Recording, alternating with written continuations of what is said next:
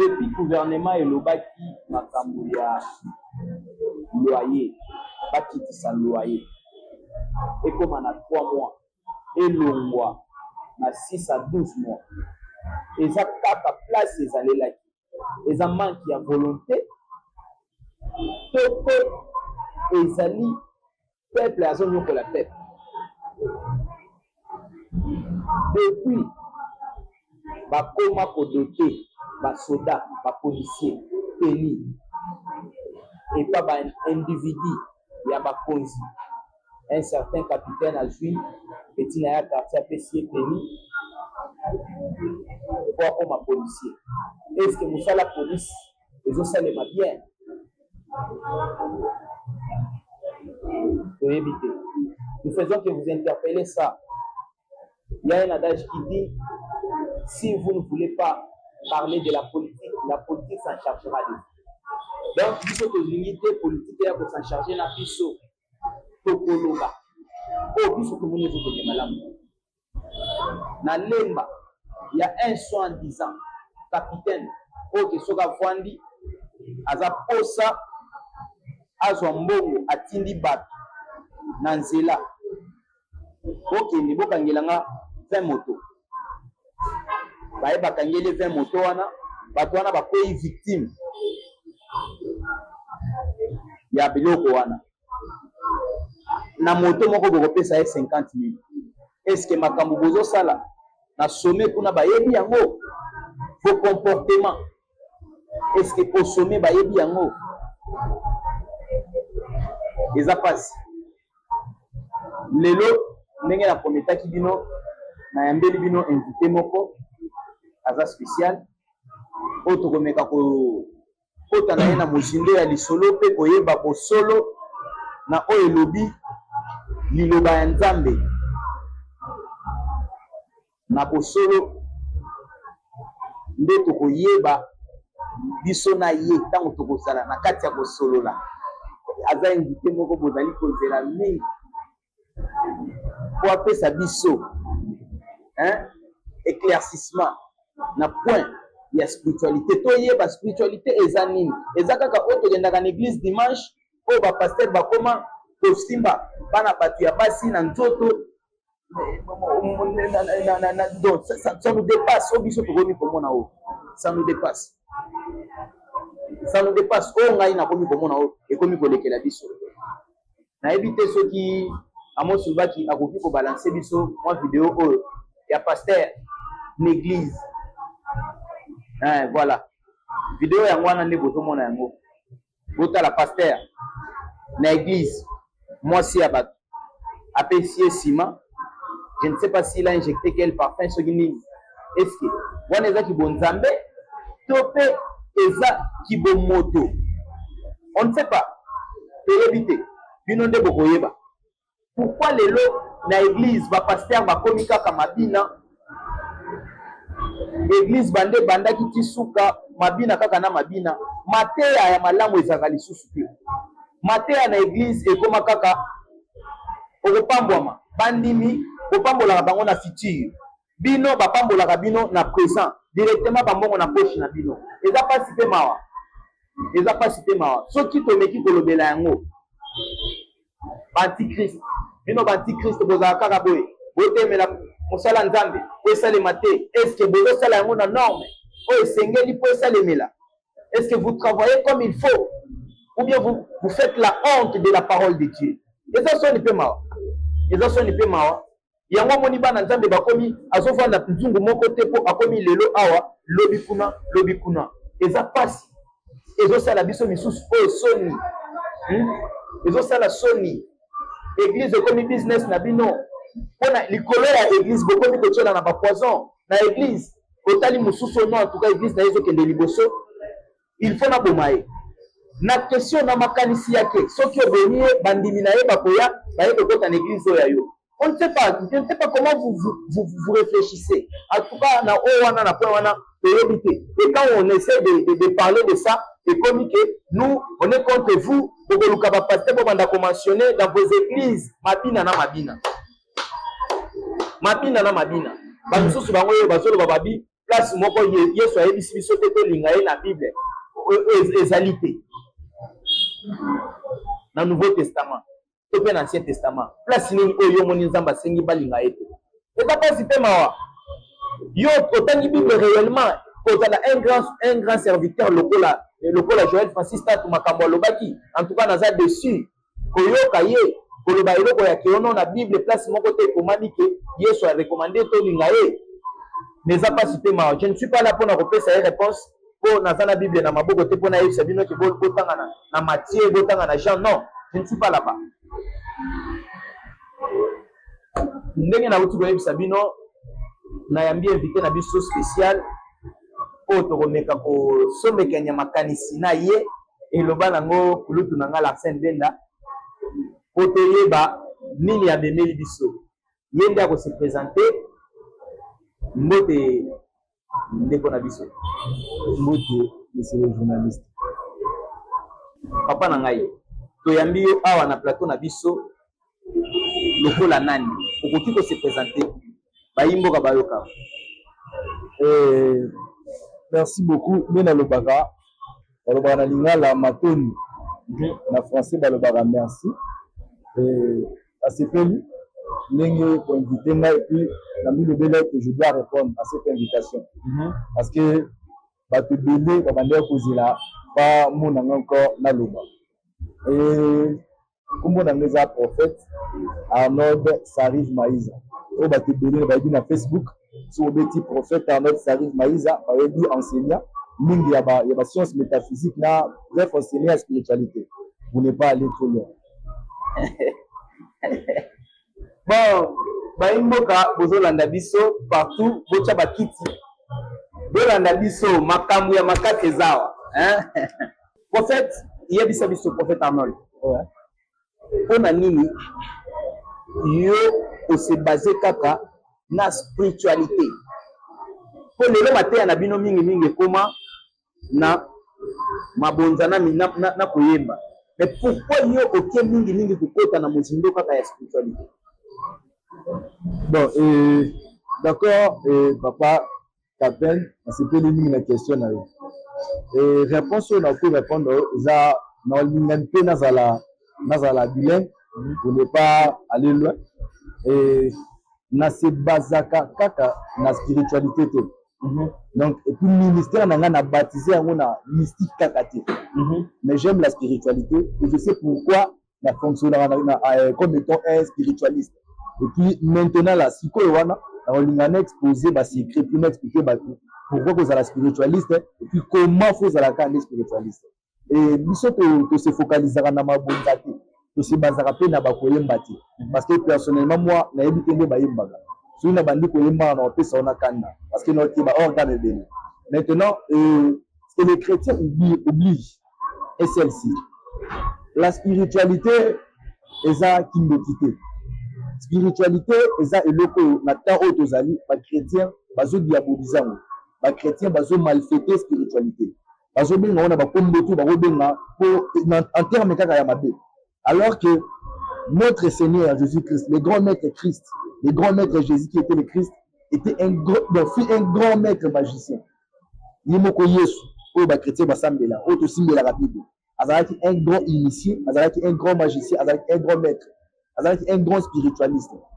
d'abord eloko ofo boyeba papa Capel c'est que lelo spiritualité na kati ya l'église ekomi diabolisé spiritualité na kati ya l'église ekomi babenga o kabbaliste babenga yo na bakombo to babenga yo magicien bakoso bamoni yo le ben spiritualité babenga magicien alors que personnellement so benga magicien na oboya te vous savez pourquoi parce que maman magie eza mabete eza pe kindokité musali ya Nzambe yo moto ozoloba lisusu kaka bino bozoloba ba magicien kaka yo moko lisusu oloba baloba magicien eza mabe est-ce que vous savez ozo comprendre eloko wana est-ce que ya saloba ke ondima est-ce que vous savez comme ça maintenant etenga nzoto malini non nazokoka se retrouver te na bangi yo non monsieur le journaliste écoutez-moi très bien et ceux qui babengi yo magicien eza juste moi en français parce que certainement magie eza mot oya eza mot grec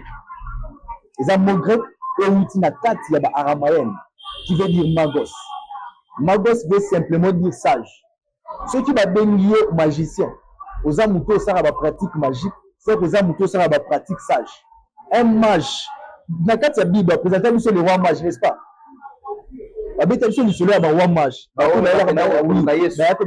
ensemble il a caillé sous mire il a caillé sous na or maintenant bazar ba mage ceux qui t'ont expliquer tout définir ba mage ba magicien et nous savons c'est notre compréhension religieuse c'est notre compréhension du christianisme c'est notre compréhension la ndenge ba pasteur na l'église doit fonctionner de lui si tu as un peu essayer d'expliquer ba roi mage na kombo na bango na makambo ya ndeko ça na kati ya Bible parce que beaucoup de chrétiens ba histoire ba roi mage que ba ko visiter Christ ba ko visiter Yesu mais ba yebite ba bande misani ba roi mage ba ndeko sala parce que certainement le roi mage bazala ki ba eux ba bande ko étudier mystère ya étoile bazala ba linga ba astrologue le roi mage était des astrologues bande ko étudier ba mystère ya étoile maintenant c'était seulement par eux le Dieu incréé, le créateur incréé, qui a l'icône, Alina qui a utilisé, a utilisé Canaan de façon que terre et comprendre que le Messie est déjà là.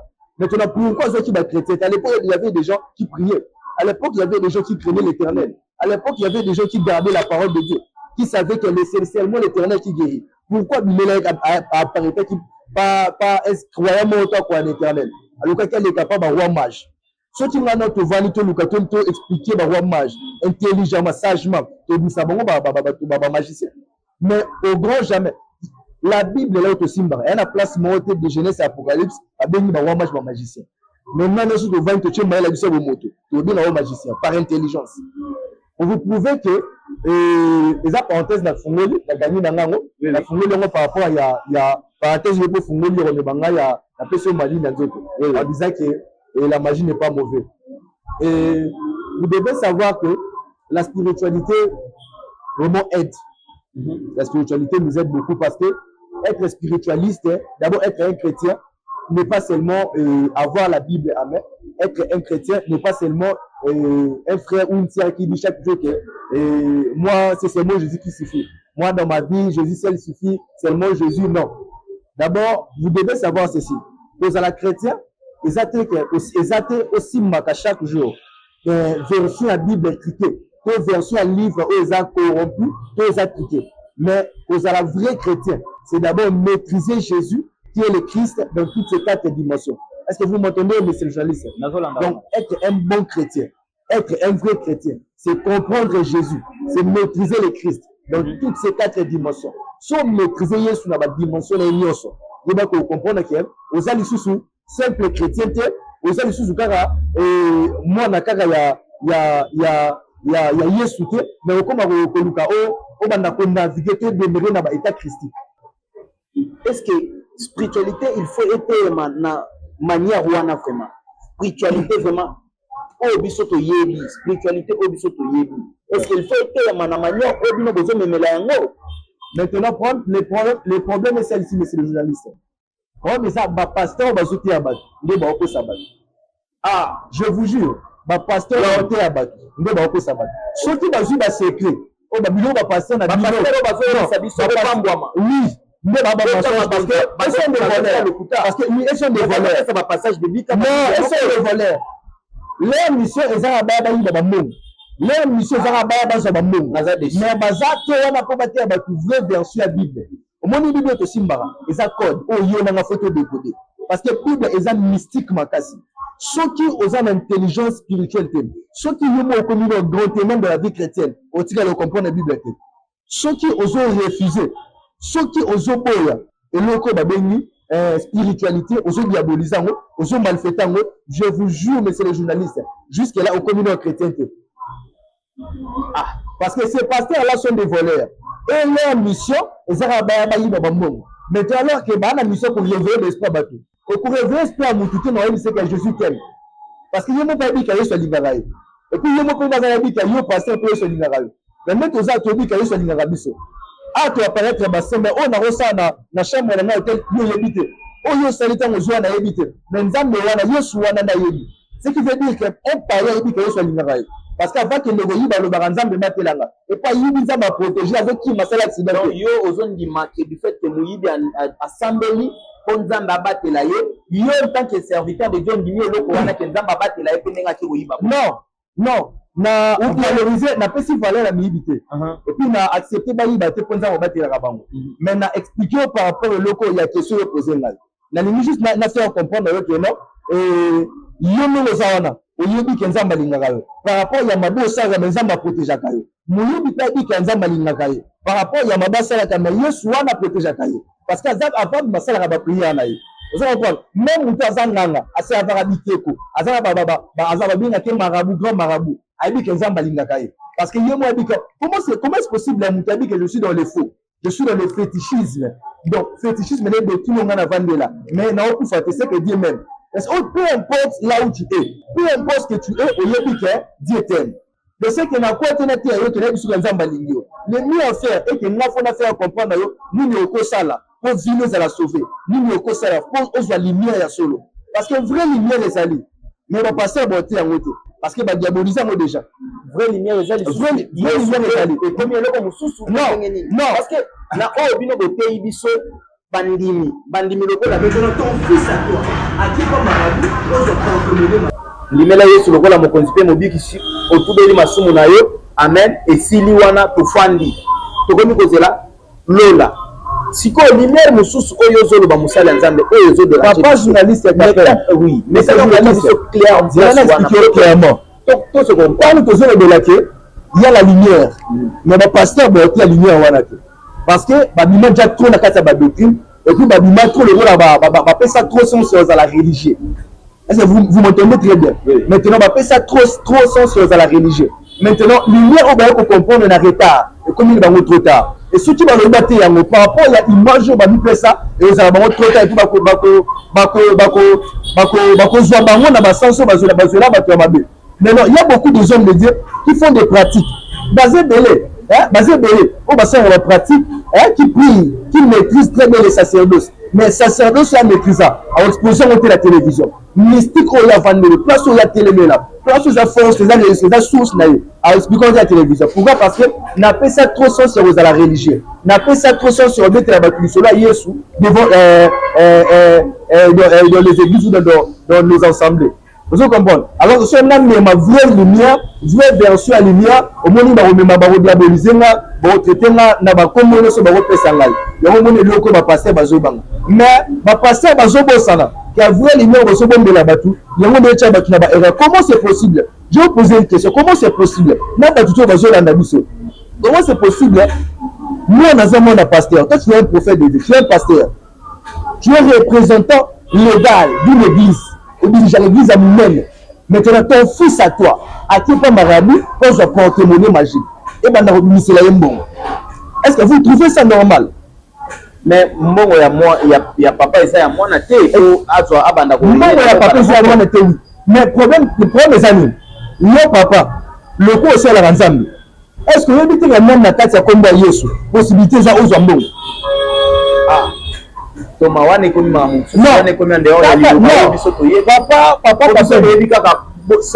papa kaka na kati ya kombo Yesu kaka na kati ya kombo Yesu oyo bandeko tu bayebi oyo bandeko tu baofilme bayebi kaka na kati ya kombo Yesu okokozwa mbongo kaka na kati ya kombo Yesu na kokozwa telefone oyo na ligne seme na poche na yo kaka na je vous jure kaka na kati ya kombo Yesu na koti kosala tout oyo na na sala problème ezala moko luka o maîtriser Yesu. Parce que d'abord, vous devez savoir qu'il y a une différence entre Jésus et Christ. Parce que Christ n'est pas Jésus, Jésus n'est pas Christ. Oh là là. Et ça, moi, je vais barater. Wana, ok, place wana, nabungi. Non, Jésus n'est pas Christ. Moussa Lanzambe, tout est malem. Tout est malem. Olobi, Jésus n'est pas Christ. Le Christ aussi n'est pas Jésus. Parce que Jésus, deux personnes différentes. D'abord, vous devez savoir que c'est deux personnes différentes. Jésus a moutou, mais Christ a moutou. Parce que Jésus est l'enfant qui est aimé. Okay. Est-ce que vous m'entendez? Oui. Jésus est l'enfant qui est aimé. Ou je peux dire Jésus était l'enfant qui est aimé. Maintenant, le Christ a sa dimension. Christ a sa état. Et il faut atteindre comme étant un enfant de Dieu. Parce que d'abord, vous devez savoir quand l'ange était venu parler à Marie. L'ange n'avait pas dit à Marie, au moins, on a communiqué à la Christ. au bout d'un mois na communé à la Christ. Là j'appelle ça comme Christ. Mais là si on a posé une question, na ba chrétien tout le monde ngai. Comment est Christ bimé là? Comment est Christ uta? Attendez, on va now. Là le domaine est très important. Comment est Christ uta? Pour le nom de Jésus-Christ. Mais comment est Christ selon la Bible, au Bible botangi si biso que biso, c'est que moi j'ai pas compris ça comment est Christ. Non, l'homme n'était pas venu parler de Christ. L'homme n'a jamais appelé Jésus-Christ. Maintenant ma question est celle-ci. Comment est Christ va passer batiaka? Comment est Christ va prendre la carte de la Bible? Au va bimbele ba kono uta. Ah, parce que tant on a bien déjà minéré c'est que la ligne simplifier ma cam. Na place wana vous devez savoir ceci. Comment la Bible? Et ben on essaie que la Bible ça code. Oh yo chrétien faut décoder. Tant qu'on jamais la maîtrise va décoder la Bible on donne tout satanique. On donne à mututeur de la spiritualité sataniste. On a ma casse na maloba diaboliser tout parce qu'on maîtriser la Bible. On a un esprit na capacité de décoder parole. Vous devez savoir que d'abord Yesu do sambela. Yesu to sambela. Na mi longo la raté. Yesu to vu Seigneur. Vous savez que 18 ans avant Jésus na la Bible ça. Wana le kinga bandela mke Yesu biso tout yebi. Est-ce que vous dites que 18 années il y avait Jésus 18 années. Il y a Yesu na la Bible ça. Ah Bible auto signe 18 années na la Bible ça. Et que wa babanda 30 ans, babetina 33 ans, babetina ba âge. Yo besoin 18 années. Yo besoin mieux expliquer obete la biso makambo ya 18 années wana. Papa ka expliquer biso. Obesa biso détail wana pour mutu va mieux placer awa ezali yo. Il y a besoin de détail wana. 18 années, il y a vu à Jésus-Christ na la Bible ça. Ils ont raté la carte de la Bible. Maintenant, bato ba longola ngo. Ba yidi pourquoi ba longola ngo? Parce que dans 18 années on a posé une question. Ba pourquoi ba longola ngo? Maintenant, ce qu'on doit savoir, il faut tout reconnaître des actes. Maintenant, pendant ces 18 ans, la Bible, il faisait quoi? Qu'est-ce qu'il prêchait? Qu'est-ce qu'il donnait comme étant enseignement? Qu'est-ce qu'il disait aux apôtres?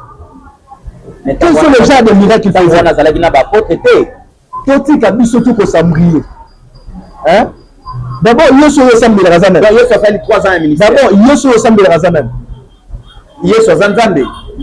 Non, Yesu ressemble à Yesu Nini. Bon, question de la maintenant qui te Yesu Nini ressemble à Yesu oyo akufela biso ne kulusu. Ye wana oyo biso toyebi. Ye wana bakoma na Bible. Ye wana bakomela biso na Bible oyo Bible ekomi Yesu mwana Nzambe oyo ayaka na mokili pona kokufela pa. Est-ce que c'est le journaliste. Est-ce que yebi que Yesu oyo sambela? Non, ba pasteur batia kabilo. Aza Jésus historique. Aza Yesu ya maso ya beta histoire.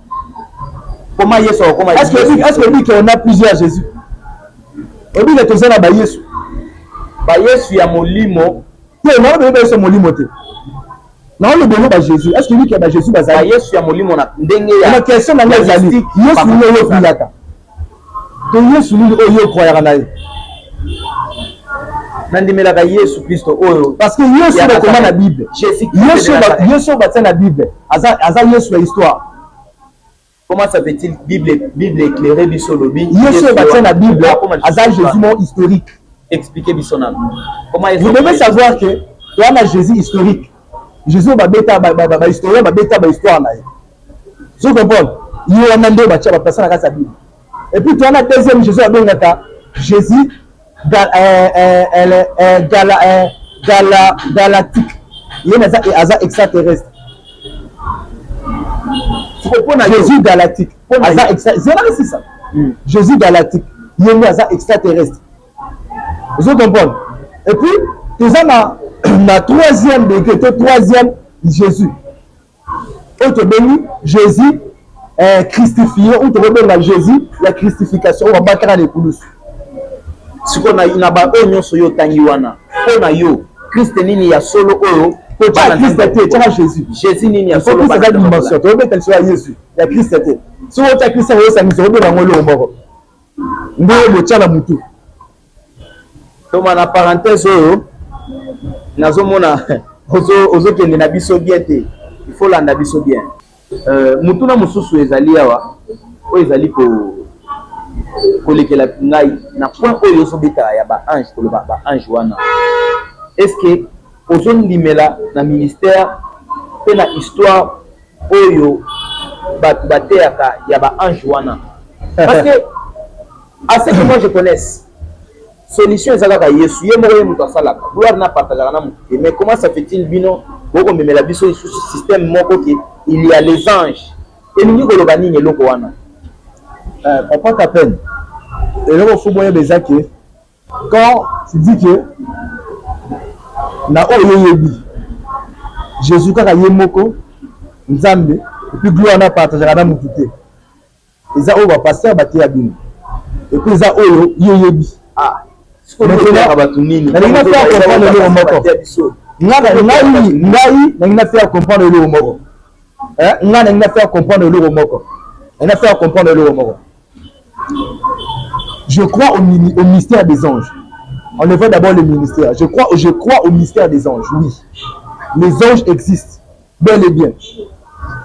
Et puis, même qu'on ils remettent en contact avec l'ange. Et le gouvernement remettre en contact avec l'ange.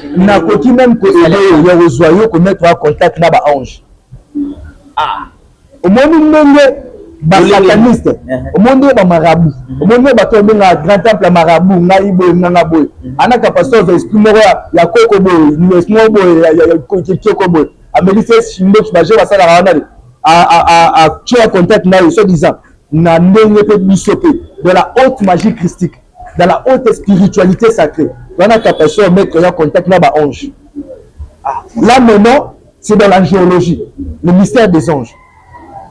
Comment ça, mystère des anges? Comment vous communez à niveau de bimisela et l'eau wana combo ya banjo et utual? Papa Capel, mystère oyo le la kaka moko et puis tu es selon ceux qui a ba ange et utual. Mystère nous expliquer le mystère des anges, ils ont le ça la même affaire au botama. Mais au botami na OK na botami na christianisme moko à l'okuta. Et pour qu'il l'église moko ezaki ba le vérité. On va pas na toute vérité. Maintenant, biso to yé na temps oyo.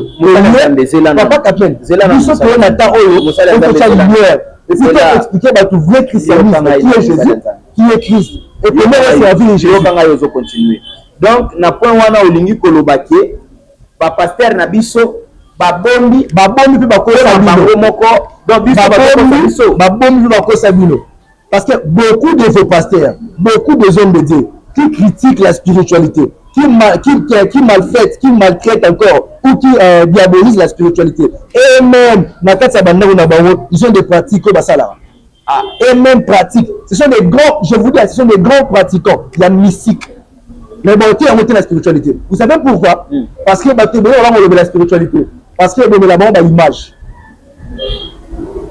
De la francophonie, mais non, moi on a de la boue. Non.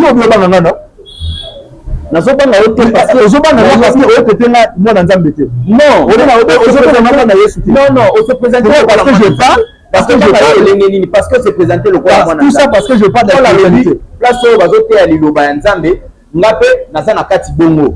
Na ndimi bino bongo. Sikoyo ngai na boyi yote. Lolenge nini na koya kolobake? Pola lobiso ko kuti place bazobina na lokolo moko. Nga na kuti na kombo ya Yesu. Sikoyo oyo zoloba wana na boyi yango te. Papa Capel, la ngazongela okatina naza mambobe na mutu na oloba omoni tant que zoloba eza déchirement de mystère to déchirer ba mystère et na tant que zoloba awa so katango mona ke ya ba place mususu ba question mususu na bando silisa te ke o memelo musale to silisi to suki na nzerale alors to yana poto réveiller ba na nzambe. Ça vous me comprenez? Mystère des anges et c'est le code distant avant même ba pasteur na bino ko bater na bino. Parce qu'eux-mêmes sont des gros pratiquants, mais dans l'église, dans les églises, dans l'église, ils vont refuser catégoriquement la spiritualité, ils vont diaboliser, ils vont maltraiter en fait la spiritualité. Alors qu'eux-mêmes sont des gros pratiquants, eux-mêmes pratiquent la spiritualité. Vous savez pourquoi les pasteurs vont maltraiter la spiritualité? Parce qu'ils ont besoin, parce qu'ils ont toujours besoin, ou ils ont besoin, il y a réputation, il y a personnalité. Dans la communauté, surtout dans la RDC, dans la Kinshasa, ce qu'on a de la spiritualité, la communauté a retraité au place où elle a traité. Mon amour a la chambre, elle a traité. Mon amour a caractérisé la façon dont il a caractérisé. Maintenant, ça dépend de l'état d'esprit à mon. Surtout aux races à bateau, l'état d'esprit aux abîmes. Sur aux races à bateau, esprit Kemba. Sur aux races à bateau, baza bato babotama na esprit wana babotama na mystique na spiritualité na bamatile na bango okomprendre que nyonso eza facile nyonso ezala tellement compréhensif na esprit na yo maintenant soki ozali na kati ya race ya bato oyo baza baesprit faible okomprendre te okota na rythme ya bapasteur bazokosa bino parce que le pasteur là eux-mêmes bayaka mpo bamaître eux-mêmes bayaka mpo bato bapratique la spiritualité eux-mêmes viennent chercher des clés eux-mêmes viennent chercher des pratiques eux-mêmes bayaka mpo na bavoyance eux-mêmes bayezoya mpo na mambo d'église. En réalité, ils ont raison de critiquer en public parce que bah, ça va commerce là-bas. Ils ont besoin d'argent. Parce que quand je prêche Jésus, bah, tout le monde dit et puis j'aurai les offrandes. C'est ce qu'il faut. Quand je prêche Jésus, j'aurai l'argent, j'aurai les offrandes, j'aurai la réputation.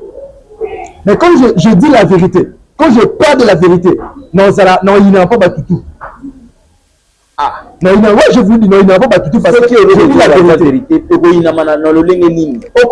que tout ça, il faut vérité, ça exposer.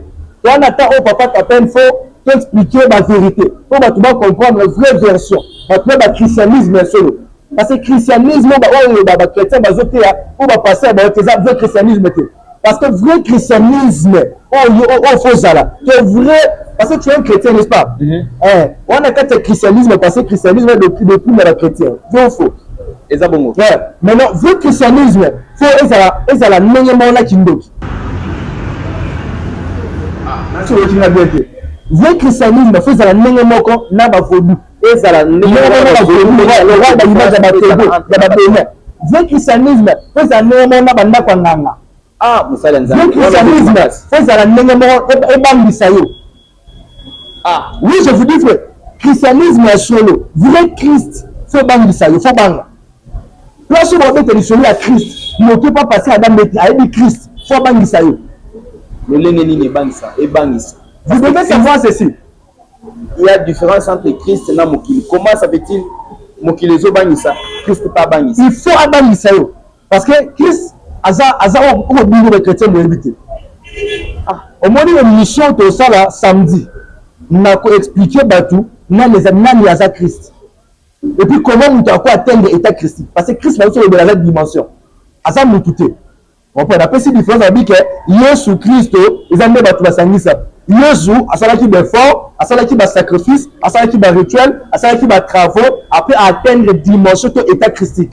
Tout comme il y a papa qui appelle au ça va travaux ou atteindre l'état christique, pas bien le qui appelle christique, tout qui appelle Christ, tout n'a pas bien prophète Ahmed Christ. Je vous jure. Parce que Christ est là simplement dimension. Christ est là simplement capacité. Il a simplement niveau. Il a simplement espace où tu vas atteindre après certaines étapes. Il y a ma concentration. Certaines, bon, ça dépend de ta manière de concentration. Ça dépend de ta façon. Ça dépend de la recherche au salaire. Ça dépend de la façon aux religions. Ça dépend de la croyance. Et puis, et aller croyance, on met tout en place. Alors, on va concentration jusqu'à ce qu'on atteigne l'état christique, le rôle Bouddha. Atteindre l'état christique.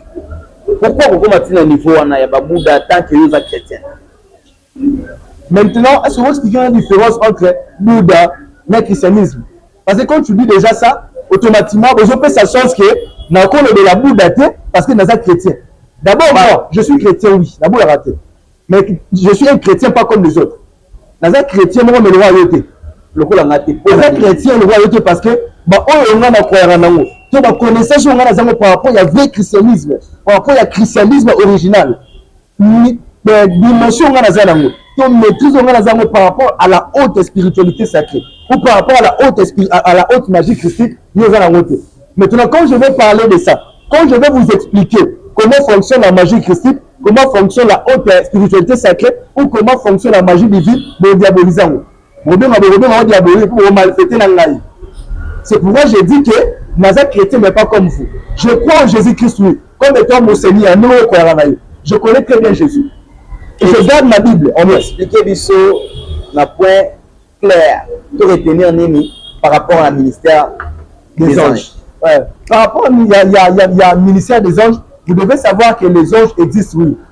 Hein? Vous devez savoir que les anges existent, oui. Parce que d'abord, il y a nos zawana. Nous, azala tanga botamaka eza na ange ayaka na wana mokili eza na ange ayaka botani ntango mwana botani mwana aza na likolo po akita mama na ye asasemi eza na ange ayaki na ye na limwa mama na ye wana comprendre eza na ange ayaki na yo maintenant cet ange là capacité ezali mpe oma kosola na ange wana oyo ayaka na yo donc mwana soki abotami aye na mokili bayeni na mokili baye na ye ange ayaka na motu na mokili capacité eza osolola na ye lolenge nini naza na baformule ebele na kopesa naza mpe na basecret ebele na kopesa oyo ekoki kopermettre bato basola na baange na bango d'abord sola na ange parce que d'abord vous devez savoir que toza na ange oyo ayaki leo na mokili papa kapele oza na ange ayaki leo na mokili ça c'est un et puis deuxièmement toza encore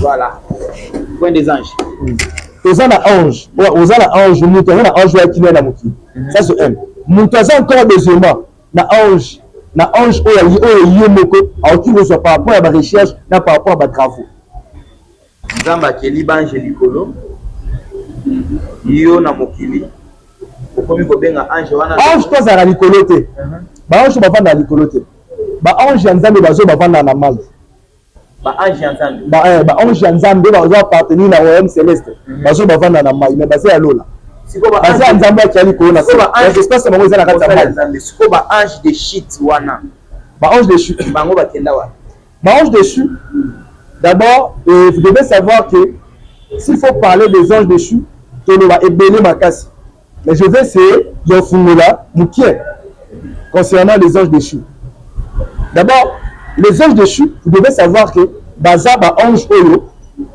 basalaka rébellion baza baange oyo basalaka rébellion baza baange oyo toyebi na histoire na Apocalypse chapitre 12 oyo Michael et son armée batilikaki bango vers la terre etobengi baange déchu baza barace ya barebele barace ya baange rebele baange oyo basi rebelaka nde baza baange déchu maintenant baange oyo bakitaka mpo baservir terre baange oyo bakitaka mpo bagarde univers baange oyo bakitaka mpo bagarde bana na bato baza oyo bakushaka na basi je suis venu histoire wana bible baange oyo babimaka na basi wana oyo babotaka bagéant bato minene na temps archaïque de l'ancienne alliance baange wana mpe baza badoyo baange déchu parce que baza barebele baza barebele maintenant natani parenthèse ya baange déchu wana maintenant prochainement na expliquer première question eza sur les anges déchus maintenant nazongeli sur les anges c'est possiblement possible ndenge eza wana c'est possiblement possible osala l'appellation na ange parce que ange te avandaka na lola te ange te azalaka na lola te eza na baange oyo baza ya nzambe na oyo bavandaka na kati ya mai baza ya nzambe isifika ozala na formule ya kobenga ye azala na mai isifo ozala na technique ya kobenga yo solano na yo akoya na ye pe isifika bapesa schéma parce que ils sont nombreux mpona mai bao bazalaka na mai eza mbisi na soi-disant ndenge toyokelaka ngo basirène banani non les sirènes oui na kati ya mai les sirènes existent comprendre bazalaka na mai basirène baza oui ondimaka réellement ke basirène bavivaka na mai basirène bavivaka kaka na kati ya mai te bazalaka mpasi ebele bavivaka mais na mai nde bazalaka mingi oui souvent mais nakokota parte basirène ape parce que okimisanga réponse oso napesa yo comprendre nalobi boye il suffit bapesa yo schéma ya ndenge nini okokende osala appellation ya ange baange bazalaka na mai babima soki okobanga okende na kati ya mai to okobanga okia pembeni ya mai parce que ezelo scandale to okobanga parce que je peux dire une vérité être clair avec les femmes fo ozala clair na bato baola na biso parce que mutu tu aza permis okende na mai tosala appellation ya ange mutu to aza mpe censé te to autorisé te okende na mai asala appellation ya sirène to abenga entité moko na kati ya mai vous savez pourquoi okatanga te ekomi kopona bilongi non nasilisi question na réponse nanga bien te vous savez pourquoi nakomi ndesko wana na répondre vous savez pourquoi mutu tu aza na action okesa appellation ya sirène na mai te. Est-ce que boyebi pourquoi motu to ana action ekebenga ange na kati ya mai te? Ça dépasse que motu to vibratoire na ye to énergie eza ndenge moko te. Soki ça dépend des énergies, ça dépend de l'énergie. Soki énergie na yo ezo vibrer na se makasi yo ba oza na capacité okende na kati ya mai to ebenga ange. Même pembeni ya moi ebenga ange. Soki énergie na ezo vibrer ba makasi oza na capacité okende na kati ya mai to ebenga sirène. Parce que mon tito benga ba to vi o ba énergie benga to vibratoire basa eza bango élevé makasi. Imagine yo on a to vibratoire d'énergie na yo il y en a 5%. Ok, c'est l'appellation entité il y a ange ou en énergie à 100%. Peut-être tu crois que l'apparition na yo ils sont compatibles. Est-ce que yo mo ko répondre na siko na nga sur résultat les années ma pourcentage wana et outil wapi vous savez papa Kapel vous savez quoi ndenge tozaboye les énergies ba énergie eza autoportaka. D'abord faut savoir que vous voyez énergie eza pour la power.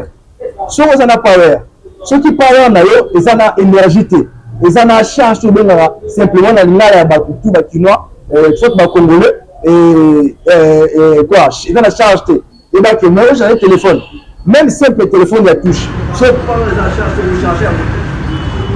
c'est tellement compliqué parce que énergie na yo ils ont vibré bas ma casse.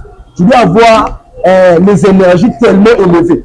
Ce qui est l'énergie les élevées que vibratoire ils ont tellement ma casse na wana me repose accès na mutu entité to rôle na koya parce que na kati ya christianisme na kati ya Yesu ba esprit bazalaka o to benga yi ba entité bazo ko benga yi ba génie bazali o baza wana na service ya ba chrétien wana kati ya Yesu wana kati ya christianisme na kati ya religion ba chrétien eza na ba milimo bazalaka na kati ya lelo za ba esprit bazalaka ko benga ayi bandi mosala nzambe point ya ba ange wana ange tu na kati ya lola azalaka bogara te communauté que ange tout ça apparaître il faut monter sur la parfait donc communauté ange tout ça quitter le ça l'appellation ange apparaître il faut monter quitter pour ne pas bible décrit ange on a déjà ba ange na ko eboye le mona yi parce que nga bazara bami nanga bazara bami nanga prochaine émission na o ça la même simple ya mukie ta démonstration mukie na Nicolas Messa. Prochaine émission. Pour vous prouver qu'il y a des choses il faut maîtriser. Autant qu'on maîtrise, on maîtrise dans le côté. Entendre parler, il y a une vidéo qui est circulée à vous qui vous invoquer sur un est-ce qu'un chrétien peut vraiment invoquer na mai azo invoquer azo sala d'invocation. Papa Kapel. Ceux qui me répondent aux questions dans Malam, je dis que les gens répondent à eux. Pourquoi pas que c'est avec la Moyanzam avec la Moyanzam oui. Mais yo, avec la Moyanzam. Ne pas sirer Moyanzam qui va bazali. Ne pas sirer bazali qui la Moyanzam. Bolengeni. Yesu, oh yo sambelam. Yesu va passer tout bâtir. Yé moi ben voilà ba sirer. Est-ce que vous pensez que Yesu a-t-il mission Yesu a-t-il dit pételo? Comment foutre un peu? Comment foutre taxe même le temple? Yokanga si ça n'a répondre à eux. Mission Yesu a-t-il qui pierre? Habite nous na kati ya mai. Premier poisson au commona, joie poisson wana. Ni pierre a trouvé na kati ya mon poisson. C'était l'argent, n'est-ce pas? Mais toi tu penses que c'est une mission ordinaire. Toi qui mission au Kalinga na mafuta pour le na mwati na bana. C'est qui sirène. Yesu azaka contact naba neuf ba sirène azaka contact naba ba sirène ba sirène libal azaka naba camarade ya mai na kati ya mai Yesu azaka contact naba ya mai azaka contact naba bilina ya mai ba esprit des eaux ba sirène. Il savait l'importance des êtres des eaux. Donc vous pensez que imaginez, je vais poser une question. Les apôtres, moi je suis ici, moi Jésus, vous les apôtres, motikinga awa, moi Jésus, vous les apôtres, motikinga awa. Bobande qui est la direction kuna, motikinga awa, boke le liboso nanga, bosali avance et maintenant liboso na nga kuna na katikati ya butu bomoni nga na apparaître liboso na bino wana lingo na sujet kotina pire mikele mbongo na kati ya mai parce que soki na bino avandaka wana na koexplike opeke ya banke ya nakoexplike na banke ezalaka kati ya mai je vous jure mais bapasteur mosusu bamoni yango mabe bayebi na bango parce que na kati ya mai banke ezalaka wana fo tonto est-ce que eloko ozoloba ya banke ezalaka na kati ya mai bapasteur bayebi yango ebele bango tu ebele basalela yango ebele bazwa mbongo mpe kuna ebele basala yango bazwa mbongo kuna ya babatama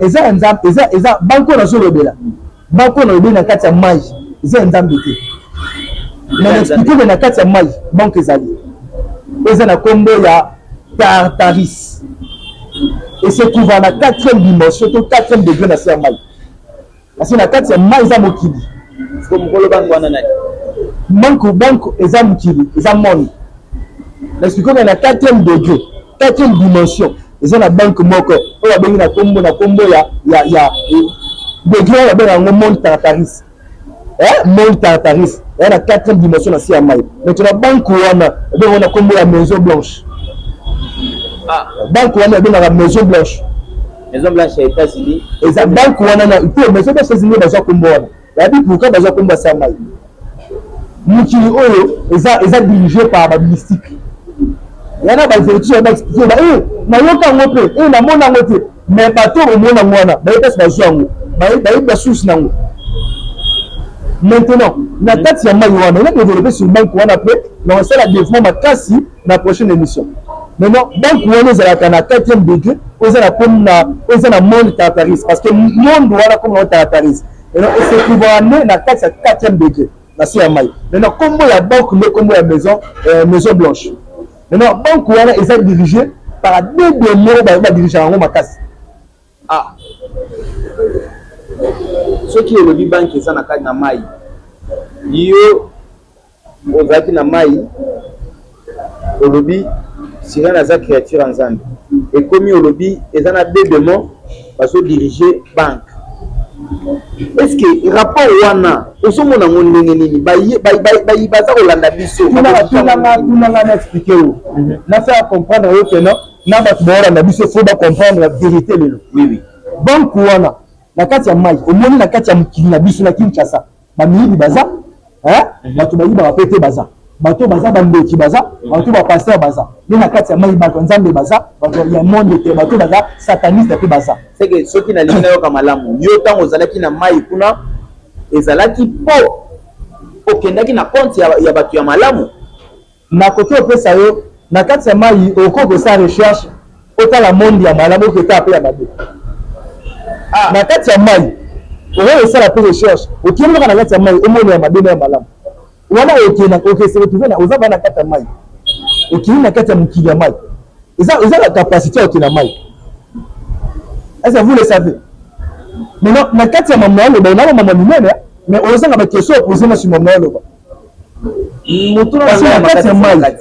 na kati ya mai okoki osala recherche eza na bacapacité eza na badegré oyo oyoke na kati ya mai osala recherche visiter bato ya malamu oyo osala mpe recherche okende na mai visiter bato ya mabe c'est possiblement possible kaka na kati ya mai eza monde eza mikili yo okobima awa na mokili oyo ya biso oyo okende na se ya mai mpona kokende kovisite kotala bamonde na biloko mosusu wana papa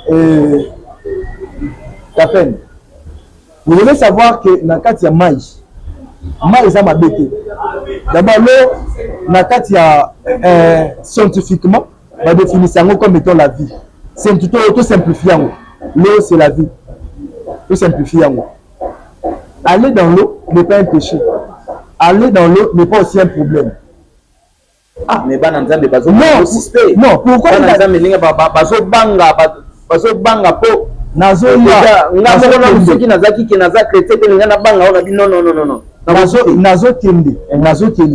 nazokende eza possiblement possible oki na kati ya mai osala ba recherche na kopesa yo simple rituel oyo okoki osala simple référé yo ko sala. Est-ce que on est aux Alentam? Non, oui, ils sont aux Alentam. Ils sont aux Alentam. Ah, ils sont aux Alentam. Yo boule yo sur likola maya na sala. Asa ba ni na kata mai. Asa na ba tuno ba zaki ba pire yo na kata mai. donc bangonde ba simba ga. Basa non ba simba ki ete. Asa ki na ba relation na tout comme je vous avez relation na. Eza na commune eza ba kuluna. Batu ba eza mal répété n'est-ce pas commune wana. Mais yo za na le bon. Wana yo question malam pa mama. Moko za peine en bon terme na ba na ba kuluna wana tout. Et wana c'est le mutaba bete. Je vous ai parlé de Jésus. Azaka contact na batu ya mai. Azaki na lien na batu ya mai. Parce que dans l'eau, ma bezali, malamu bezali parce que eza mokili. La kati ya mai ba ko diriger na mai, ko diriger pe na malamu. Ça dépend ya mutazo ebelo. Soki mutu alingi yo, otinda na kati ya mai mena ninga malamu. Soka lingi yo to otinda na kati ya mai mena ninga mabe. Parce que certes qu'on peut dire que il y a je crois aux sirènes oui. Il y a des sirènes au bazar la kati ya mai. Les sirènes tout à sa négativité. Sirène tout à sa satanique. Ma positivité na mai eza négativité na mai pesa. Donc au niveau loba de sirène ya nzambe pesa. Bazali oui. Parce que yo mutu ko za musala nzambe sirène ya mai. Oya soki sirène ya nzambe na ya mokili. Okende ko yeba bango ndenge nini. Comment okende kozwa divergence wana? Soko lingi peut comprendre. On comprendre ça vraiment différence entre la sirène et Nzambe et la sirène et Satan. D'abord, vous devez suivre les enseignements. Là, je parle à tout le monde. C'est vraiment important de suivre les enseignements. Moi qui vous parle, là, dans un sataniste, je lève ma main droite. Dans un mois, je crois au Seigneur Jésus-Christ. Tout le croire comme étant mon Seigneur et Sauveur. Mais essayant de maîtriser Jésus-Christ dans toutes ces 4 dimensions. Et je suis différent. Donc, je connais Jésus. Et je connais le Christ. Mais il y a Christ. Au moins, il y a une différence. Il y a une Christ. Je suis suivre l'enseignement. Et puis, il y a un rituel. Ça va maîtriser Maï côté Amadé, va maîtriser Maï côté Amalam. Nous allons ensemble, Sabiso, Ponayo. Paradis existe, oui ou non? Paradis, oui. Le paradis existe. Bel et bien. L'enfer aussi existe. Là, je le dis comme étant un homme de Dieu, comme étant un chrétien. Ah, paradis existera. Enfer existera. Ceux qui paradis existera. L'eau là-bas, parce que l'eau les a là. Vérité. Critère ni ba côté la lola. Critère ni o ba côté la lola na critère ni ba to kende le life. Surtout ba pasteur, non na bino ba pasteur. D'abord, vous devez savoir que répondre sur l'enfer, le paradis ou l'enfer, et si comment faire pour ne pas aller en enfer ou comment faire pour ne pas aller au paradis est très simple. Donc, qu'est-ce que je peux vous dire?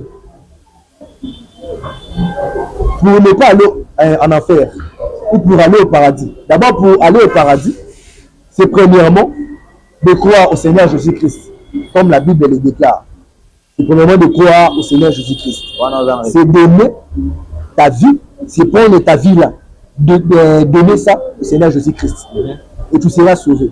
Et cela ne suffit pas. Ça ne suffit pas. Or, nous croire au Seigneur Jésus, tu dois encore développer, comprendre ce Jésus-là. Comprendre ce Jésus-là.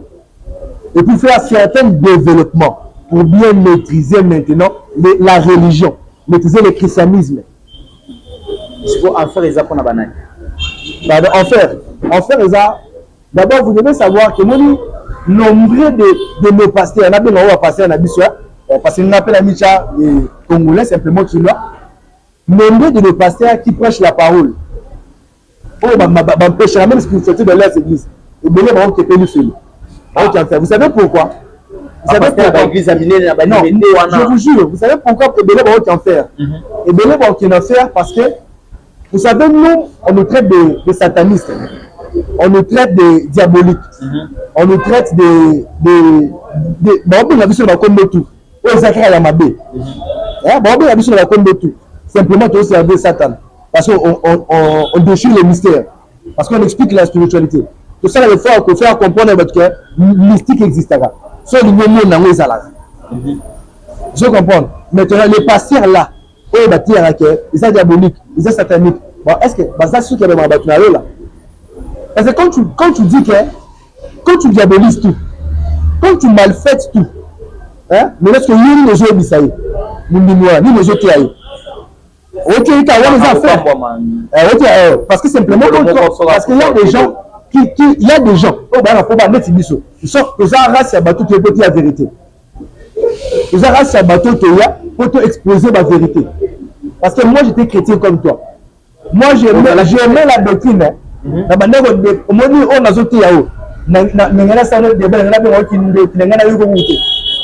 Comment ça veut dire aux alaki chrétiens? Non, aux alaki chrétiens le rôle là. Les alaki chrétiens on croire dans le christianisme le rôle là.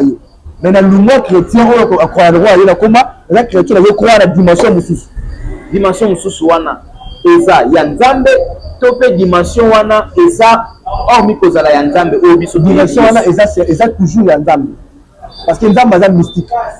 Yesu wana otosa o ba chrétien ba samela Yesu. Pourquoi pour la croire roi aboya ti kozonga la croire na mutu le kola nzambe. Est-ce que so ba bengelo Yesu yo ko supporter Yesu. So ba la bi ba ebi nanga ina ba bandeko ba na biso to mona Yesu yo ko mona Yesu. Yo si mo mona Yesu tala na film. Ndenge abongo benga Yesu. Yo si mo mona Yesu ba tala na film. O mona Yesu tala na film ta. Yo si mo mona Yesu tala na Bible.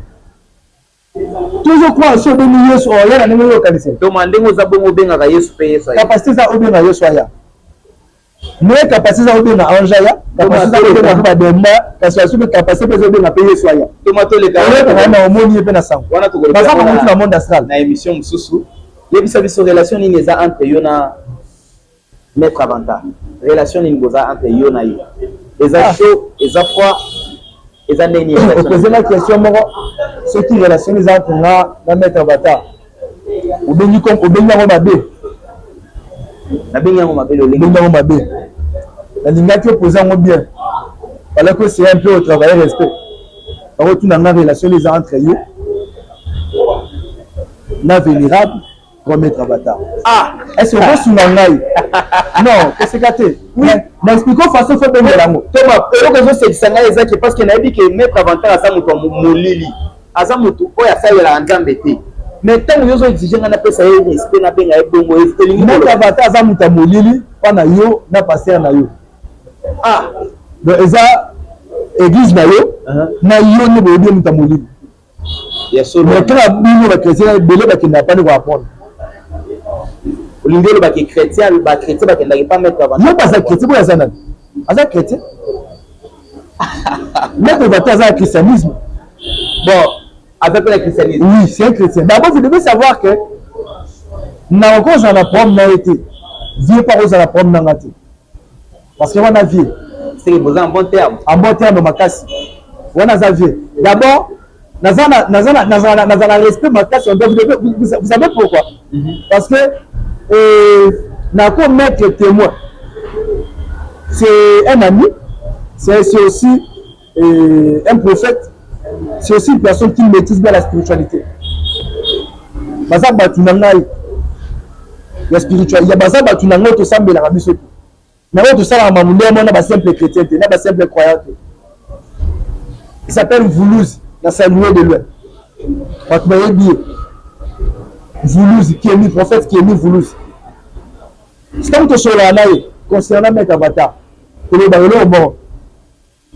Bato bandora ba maître Avanta ba photo que sa valeur makasi na Congo.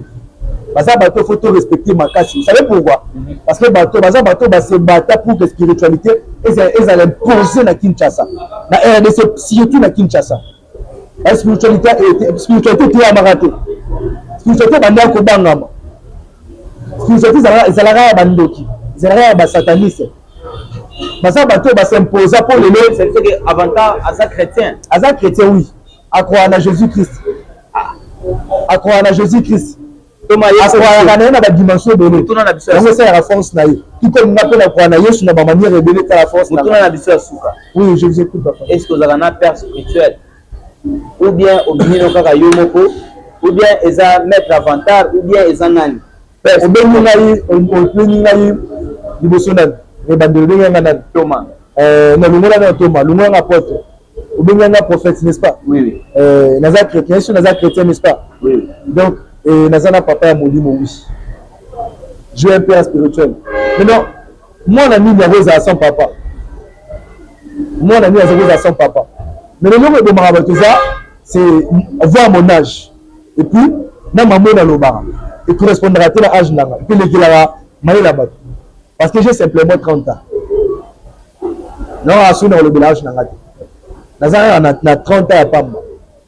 Mais un jour, Nazara nango, na pèse à la ministère, l'expira maman le qui la rabat. Alors que maintenant, bien, on fait un ça arrive maïsa. Na Facebook, na une page nanga et bien tarabazi, na une page nanga c'est la mystique. Chaque jour, ils ont page noire de déchirement de mystère. Je suis un père spirituel. Je suis un père spirituel. Nana papa a mon comme dans le christianisme, dans la religion. Je suis un père spirituel. Azana kombote. Azana kombote. Autour de tout le monde, papa a mon livre. Il faut une question. Maintenant, nous tout le monde papa, nous tout le monde peut kombote. Mais pas autour de la question aussi. Peut-être que kombote va kombote. Baimboka bazolanda biso. Baimboka ndenge bazolanda. Ngapi na zomi tuna mituna ka ndenge na botu na bongo. Besoin inspiré à partir à la place Bolandela, besoin inspiré. Mon père spirituel s'appelle Béni Christ Moïma. Avant d'avoir pipé Christ n'est pas là. Béni Christ Moïma. D'abord sur mon bêtise à Facebook Béni Christ Moïma. Mon monde a dit il est simple, il est humble. C'est lui mon père spirituel. Imagine on a Yebi. Imagine on a expliqué. Imagine on a Zali. Maintenant on va respecter. En place on a Kota. C'est lui mon père spirituel. Béni Christ Moïma. C'est mon père spirituel à moi. Et la bonne alinga la tata à Moïma. Si le monde n'a pas de matériel, il a matériel. Comment on est Béni Christ. Avant d'aller Béni Christ Moïma. Mais sur Facebook, on a Béni Moïma. Simplement Béni Moïma. Azar matériel. Et pas ça. Mais c'est un chrétien. Azar, mon amour est un chrétien. Pour faire confirmer du sol, il faut savoir que téléspectateurs est-ce que vous êtes chrétien, oui ou non? Nazar chrétien, oui. C'est pourquoi je vous ai dit que je crois au Seigneur Jésus-Christ comme étant mon Seigneur et Sauveur. Ne me croire à Jésus. Ne me croire à Jésus. Mais le problème, ça dépend de la dimension et la façon de mener connaissance. Maintenant, le problème se trouve au niveau de la connaissance. Ceux qui battent Balini, pas joyeux. Pour pas qu'on m'appelle la connaissance au Yozo Bawana. D'abord, non zawana bato baningi bazwanga bakomona yo bamoni yo bazwanga directement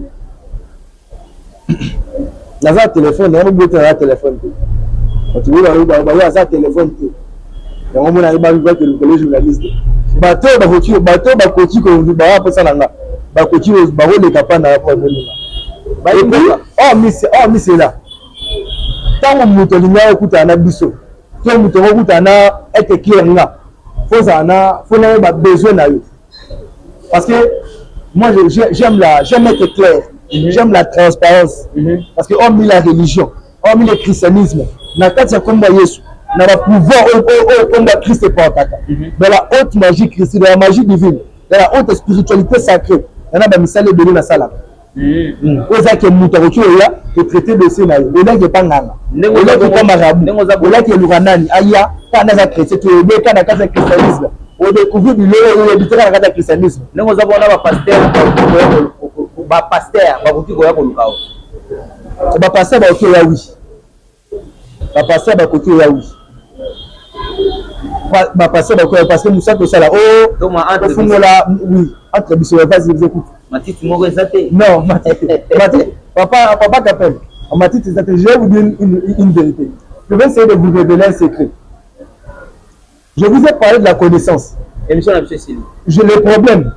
Je sais. Maintenant, dans la bibliothèque, pas maté. Parce que moi, quand tu me poses la question, il faut s'attendre que je vais beaucoup parler. Le problème, c'est tout au niveau de la connaissance. Quand tu connais peu, on croit un peu la moitié. Mais quand tu connais beaucoup, on normalise. Au monde a tout normal. C'est pourquoi on a bénéficié par dans le bel état d'esprit. Ça dépend de ton esprit. Si ton esprit est faible, on va avoir un mais sur un esprit qui est on a moral de Kemba, au monde a tout normal, donc ça existe. Parce que quand il y a combat esprit, il y a sur ça là tout. Thomas, Tokyo, émission à monsieur Ciné Awa. Baimboka, ceux qui veulent nous en Thomas, vous connaissez lui son numéro pour les années, il y a écran. On a des beaucoup d'amis, tout le monde a mis le prochain numéro. Ciao, ciao.